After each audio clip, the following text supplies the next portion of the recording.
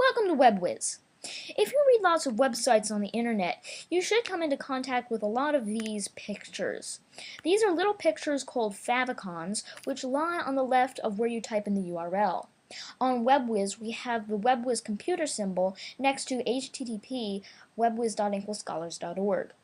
These pictures help to personalize and professionalize your blog or website. In this tutorial, I will show you how to add one of these favicons onto your Google Blogger blog. If you go to your blog, if you go to your dashboard, you can go to the design section of your blog, where you should be brought to this familiar page. This is the page where you can add gadgets, change the way the blog posts look, and change the header of your website, among various other features. A new option is the favicon option, and here is where we are going to add the favicon.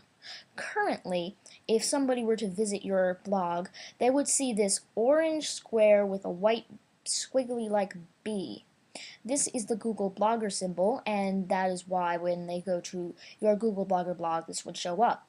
However, now that you can change it, we want you to click on Edit and upload your favicon file. This is going to be a picture that you have created and you want to be your favicon. This picture should not have too much information on it, should be small, and should be perfectly square. If there's too much information, people won't be able to see because it's all going to be very small. Favicons are very small. If it's too large, well, they're just going to shrink it. Or it's going to end up being too big to be entered onto your website. And next, you have to make sure that it is perfectly square. If it's not going to be able to fit, and bloggers are going to refuse to upload it onto your blog. In order to make sure that the picture is perfectly square, you can use a variety of programs, one of which is Adobe Photoshop. And when you use Adobe Photoshop, it will tell you what the size of the picture is. If it's not perfectly square, it will be rejected, so you have to make sure that it is by using a program like Adobe Photoshop, unless you've just created the picture and you know that it's square. Click Browse and find the picture on your computer, select it, and you will see that it is placed right here right here. I have chosen to upload a WebWiz computer image.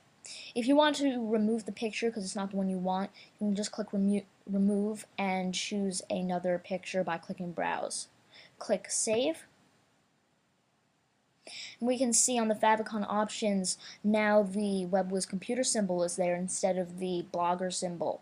Click Save and View Blog. And now when people visit your blog, they should see your favicon which you have uploaded.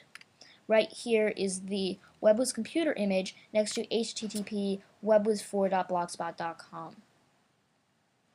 So this is just one more way to make your website more professional and to make it more personalized. You can put anything you want up there as long as it fits those three rules. It has to be square, small, and not too much information. And that will help to make your website better. Thank you for watching this WebWiz tutorial on favicons.